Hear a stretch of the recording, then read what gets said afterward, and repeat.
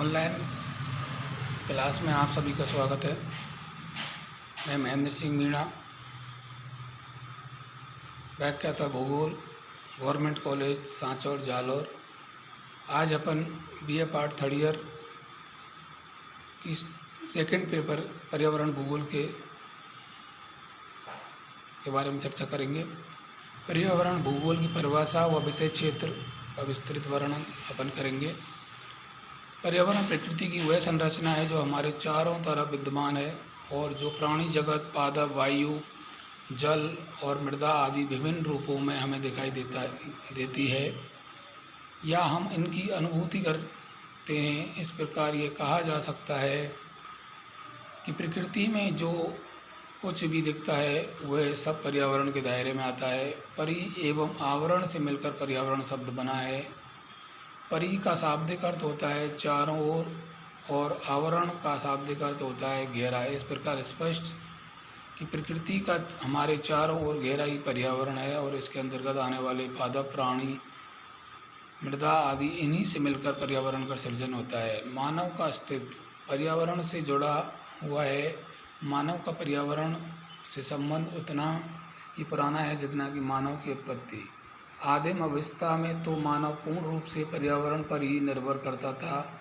आज भी उसकी निर्भरता पर्यावरण पर बनी हुई है। फर्क सिर्फ इतना है कि विकास और प्रौद्योगिकी की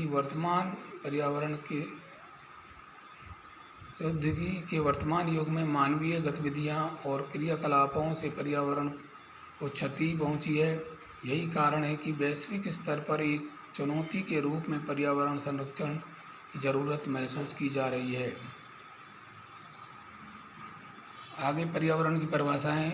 एनसाइक्लोपीडिया ब्रिटेनिका के अनुसार पर्यावरण उन सभी बाह्य प्रभावों का समूह है जो जीवों को भौतिक एवं जैविक शक्ति से प्रभावित करते रहते हैं तथा प्रत्येक जीवन को आवृत किए रहते हैं। हर्शकोविट्ज़ के अनुसार पर्यावरण समस्त परिस्थितियों और उसका जीवधारियों पर पड़ने वाला प्रभाव है जो जैव जगत के विकास चक्र का नियामक है। डेविस के अनुसार मनुष्य के संबंध में पर्यावरण से अर्थ भूतल पर मनुष्यों के चारों ओर फैले उन सभी भौतिक रूपों से है जिनसे वह निरंतर प्रभावित होता रहता है। टांसले के अनुसार प्रभावकारी दशाओं का वह संपूर्ण योग जिसमें जीव रहते हैं पर्यावरण कहलाता है। उक्त परिभाषाओं के आलोक में पर्यावरण की महत्ता का पता चलता है। इन परिभाषाओं से यह भी स्पष्ट है कि पर्यावरण के अंतर्गत विभिन्न तत्वों के मध्य क्रियाएं प्रतिक्रियाएं चलती रहती हैं जिनसे वातावरण का सृजन होता है। पर्यावरण और इसके अध्ययन का महत्व। पर्यावरण न सिर्फ जीवन को आश्रय प्रदान करता है बल्कि वह जीवन को बनाए रखने के लिए अनिवार्य भी है, क्योंकि यह जल, वायु, धरती सहित जीवन के लिए आवश्यक समस्त मूलभूत तत्वों की उपलब्धता को सुनिश्चित करता है।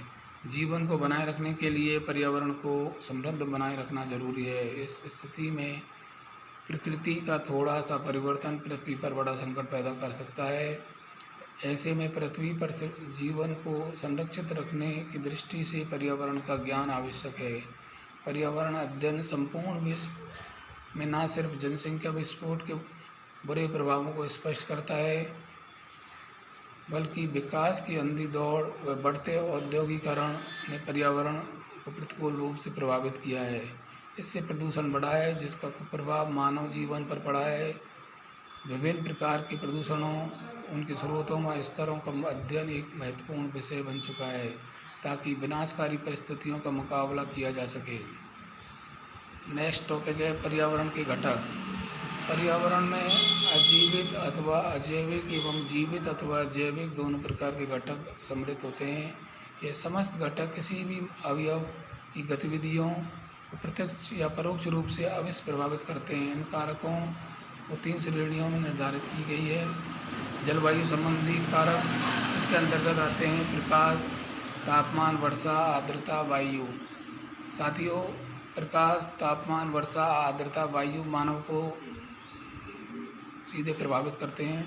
इसके बाद स्थलाकृतिक कारक 20 के अंतर्गत आते हैं। इसके अंतर्गत आते हैं ऊंचाई। जैसे जैसे ऊंचाई पे बढ़ते हैं तो तापमान में कमी आती है, तो इस तरह से ऊंचाई प्रभावित करती है। पर्वतों की दिशाएं भी पर्यावरण को बहुत ज़्यादा प्रभावित करती है। और नेक्स्ट है ढालों की तीव्रता। जितना ढाल जिस तरह के होंगे मंद और तीव्र, उसी हिसाब से ये पर्यावरण को प्रभावित करते हैं।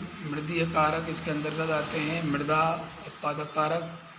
नेक्स्ट है मृदा की भौतिक, रासायनिक या जैविक विशेषताएं। जिस तरह की मृदा होगी, रेगिस्तानी या उपजाऊ मिट्टी, उसमें उसी तरह से उस पर्यावरण को वो प्रभावित करती है। इस प्रकार आधुनिक औद्योगिक समाज के मानव के ऐसे बहुत से क्रियाकलाप हैं जो पर्यावरण पर प्रत्यक्ष या अप्रत्यक्ष रूप से विपरीत प्रभाव डालते हैं, जो कि पर्यावरण व पारिस्थितिक तंत्र में वायव्य प्रदूषण लाते हैं। आज हर प्रबुद्ध व्यक्ति को एकल और सामूहिक रूप से प्रयास करना चाहिए कि पर्यावरण को प्रदूषित करने वाले कार्यकलापों अथवा समस्त क्रियाओं से अवगत होना चाहिए।